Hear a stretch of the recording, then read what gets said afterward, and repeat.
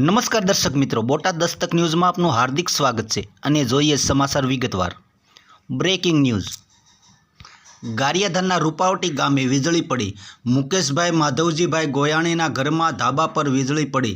ધાબા પર solar pipe તોડીને ધાબુ તોડીને વોલ પાડીને સીધી ઘરમાં ઉતરી અને ઘરમાં રહેલું વાયરિંગ સળગ્યું।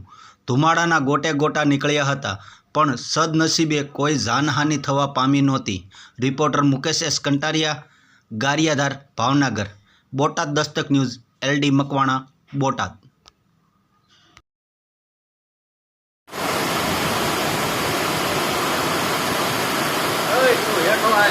અરે ભાઈ કાંઈ નો થાય, મરવાનું હોય તો આજ મરવાનું, કાલ કાંઈ નથી થતું।